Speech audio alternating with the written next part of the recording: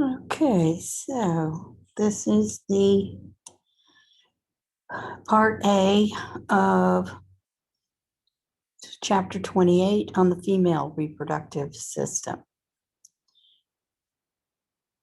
We'll look at reproductive anatomy for the female reproductive system, puberty and menopause, oogenesis, and menstrual cycles. What you're looking at here is a colorized scan showing a fetus inside the uterus.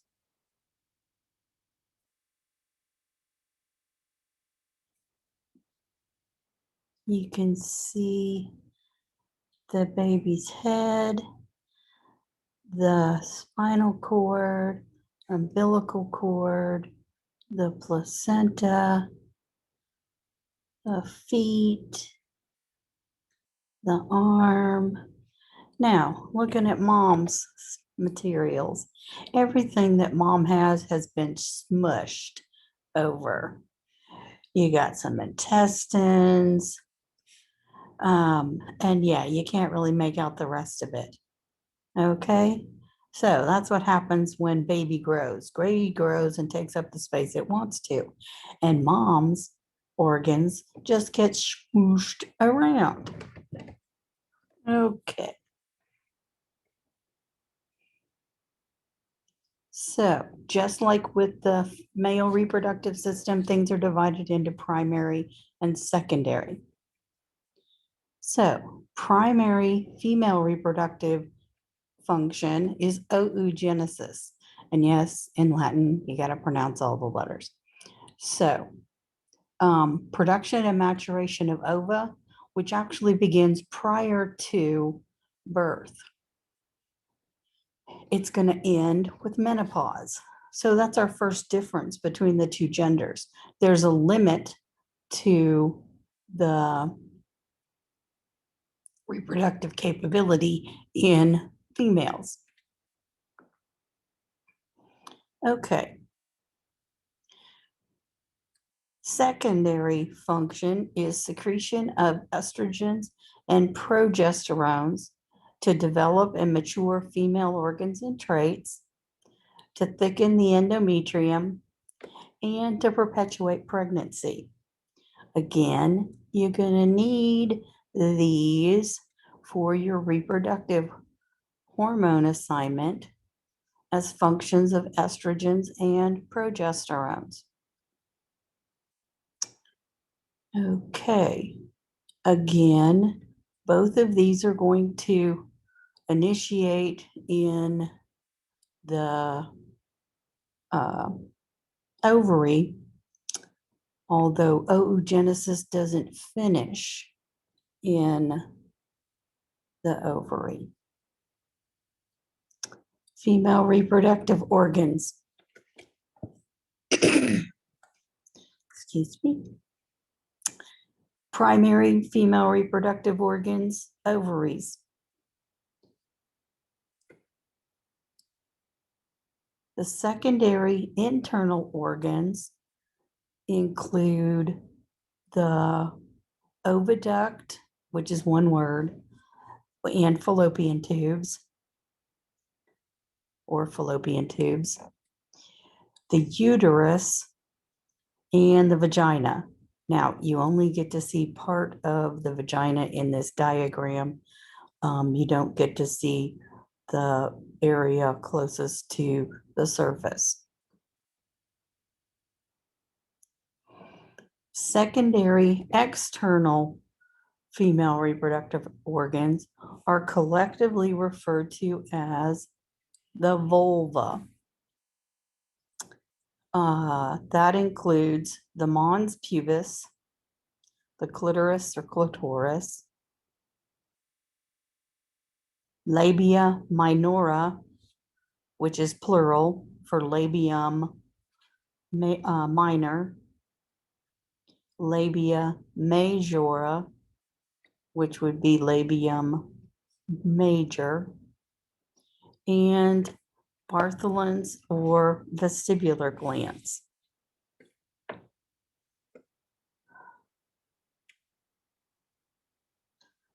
The ovaries are not directly attached to the rest of the female reproductive tract. So you have ligaments that suspend it. Here you have the ovarian ligament between the uterus and the ovary. Behind the fallopian tube is the suspensory ligament. And I'm just going to draw it straight through.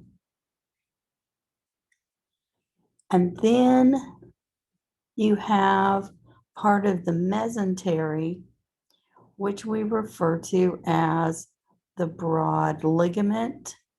You have this wide area here, and then you have a short piece over here. So we're not going to get on all these stupid meso pieces. We're just going with broad ligament. And that's part of this big sheet. Oops, this big sheet here. So ligaments anchoring the ovaries to the rest of the reproductive tract. So parts of the ovary.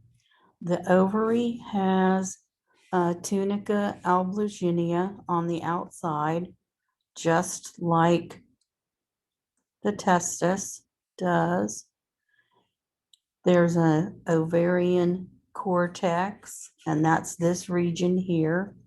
And that's where all of the developing ova occur.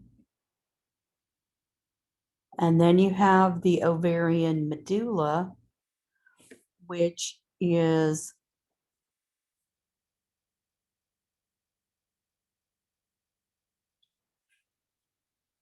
this inner region where all of the major blood vessels are attached. Now, it shows one cycling there in the ovarian cortex. But the bulk of the ovarian cortex are the oogonia, which we see here, and primary oocytes. This progression is just drawn for illustration. It could go the other way.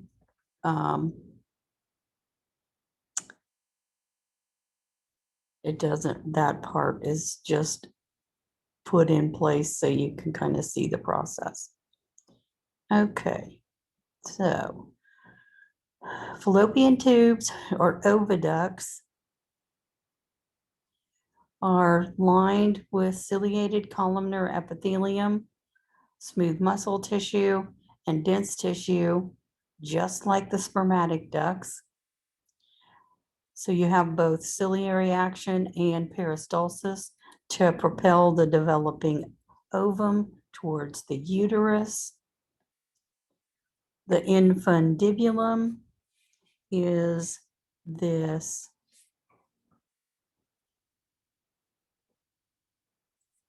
wide end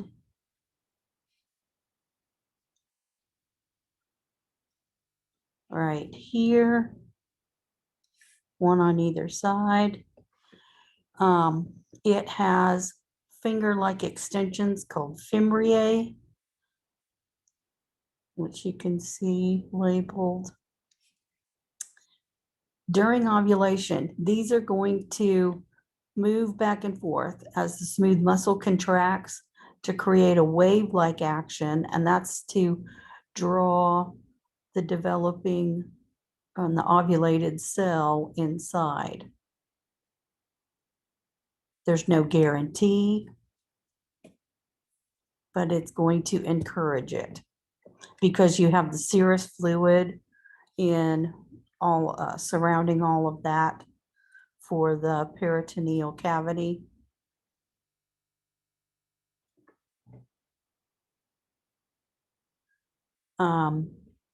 One other function associated with the fallopian tubes or oviducts is the frequent site of conception or fertilization.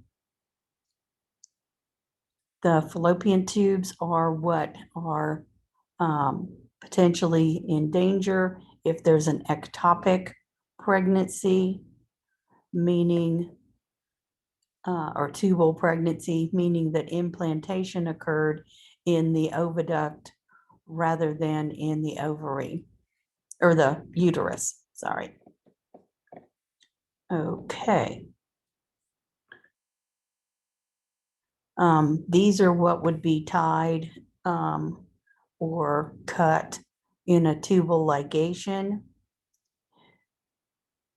The original procedure was called tying the tubes, where they would use a suture to tie off part of it. Now they go in and tie off, and cut off the section in the middle. The same thing would happen at a vasectomy. They would take out a section of the vas deferens. And again, the original procedure was just tying it off with a suture, but they found that wasn't foolproof. And so you have to take out a segment of the vas deferens also. Okay, the uterus. In lab, we go over the 3 portions. Here we're going to take a look at the 3 layers of tissue. So the endometrium is the inner lining of the uterus. It thickens and is sloughed off during the menstrual cycles. Endometriosis is a condition where that tissue develops someplace else. Most of the time, it develops in the fallopian tubes or out in the pelvic and abdominal cavities.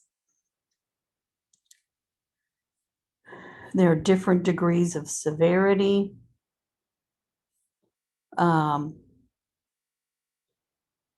Mild cases can be treated with what they typically call birth control pills. They're a type of hormone control to reduce the likelihood of pregnancy.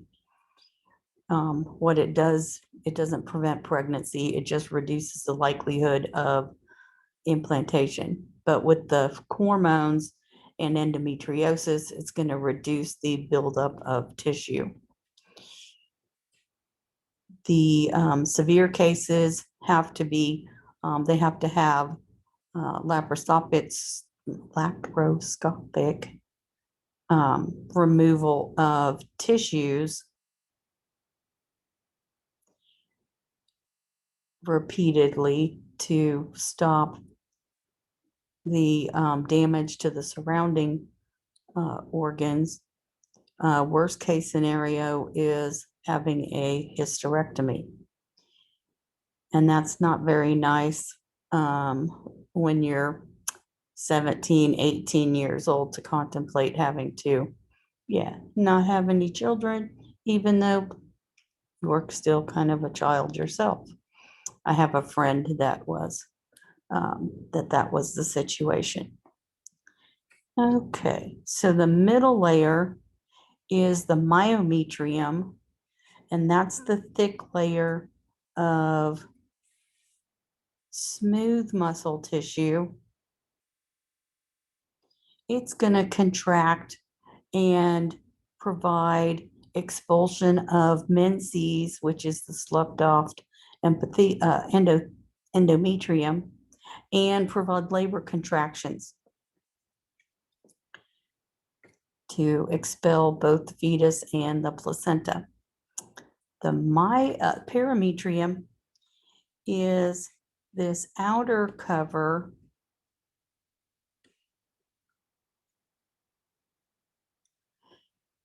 with dense tissue and areolar tissues. Now, notice the large number of blood vessels. This is how an abdominal pregnancy is possible. If implantation occurs near these blood vessels, then a placenta can develop and the pregnancy can proceed. However, they would definitely have to have a cesarean section. So 3 layers of tissue make up the wall of the uterus. Then we have the vagina or vaginal canal. It's lined with keratinized stratified squamous epithelium. The keratinization is going to provide reduction in water loss. It lines the vaginal canal, and there are rugae similar to the folds in the stomach to allow for expansion. The smooth muscle tissue in the middle layer provides for contraction and maintaining muscle tone. The entrance to the canal is anchored to the urogenital diaphragm. So when you do Kegels exercises, they can also provide increased muscle tone to the vaginal canal, not just help with reducing urinary incontinence. Notice that the vaginal canal is sandwiched in between the digestive tract and the urinary tract. Unfortunately, sometimes that can tear during labor and would have to be repaired. Now, a difference between mammals, or actually not mammals, primates and other vertebrates, we have 3 separate tracts. In most vertebrates, other than humans and other primates, there's only 2. The urethra empties into the vaginal canal in most other vertebrates. So there's only 2 openings rather than 3 in non-primates. Okay, a secondary female reproductive trait is the expanded mammary glands or breast tissue. Mammary glands are composed of several lobes, and that's what you can see. Let me get my pointer down here. This is a lobe, and it's made up of lobules. Each lobe has a duct that empties into the areola, this darker pigmented area. Each lobule is a mass of secreting cells. In addition, these lobes and secreting cells are encased in a large quantity of adipose tissue. There are numerous lymph vessels and lymph nodes, more than in any other part of the body. Estrogen and progesterone are going to promote the expansion and development of mammary glands. Estrogen has an overall impact on the mammary glands, Progesterone specifically triggers maturation and production of secreting cells.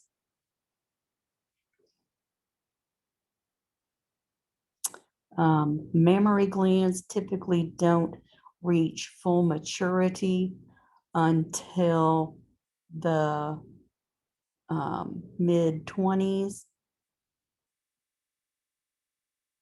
They're going to expand or can expand with subsequent pregnancies, multiple pregnancies. Some women, it doesn't matter whether they've had pregnancies or not. The mammary glands can expand early or later in life.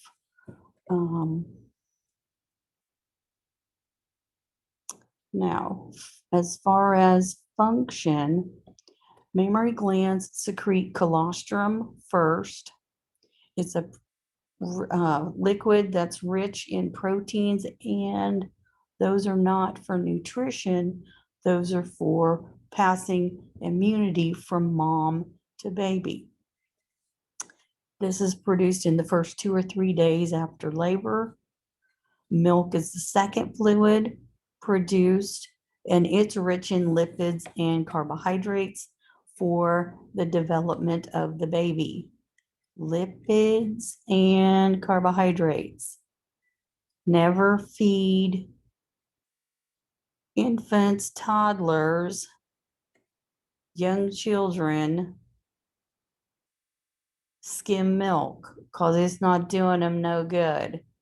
They need the lipids and the carbohydrates to develop properly. I don't care what anybody thinks. That's what they need. They don't need skim milk. They need the lipids. Prolactin is a hormone secreted by the anterior pituitary gland, and it's going to trigger the production of the colostrum and the milk. So production, prolactin. Lact for the composition of milk.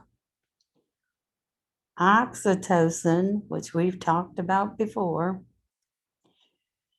secreted from the posterior pituitary gland, and it triggers milk letdown or release and uterine contractions, in addition to several other functions. So again, you're going to need this slide and the previous slide for your reproductive hormone assignment. Okay, so menarche. The first menstrual cycle occurs between 11 and 16 years of age. It's got more to do with how quickly we achieve 90 pounds of mass and a certain percentage of body fat.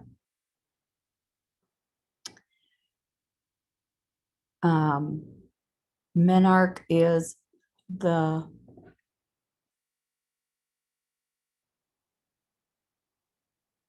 first menstrual cycle, although it's actually evidence of a previous one. And we'll see that when we look at the menstrual cycles. So the larger the child, the sooner menarche is going to occur. It's also associated with why menstrual cycles will disappear when the percentage of body fat diminishes below a certain point. Menopause is the cessation of menstrual cycles, which average begins between 45 and 55 years of age. This can last anywhere from 5 to 15 years. No, I'm not joking. Women are placed into categories. Perimenopausal means that you have a few symptoms of menopause. Menopausal, you have all the symptoms. And then postmenopausal is typically when it's been at least 18 to 24 months since the last menstrual cycle. However, that may not be accurate. We thought my mom had gone through menopause and it was finished. And at 62, she started having menstrual cycles again. When they did her hormone profile, she had still been ovulating the whole time. So, yeah, it can take 15 years for it to finish. Okay, so let's stop there for part A of chapter 28.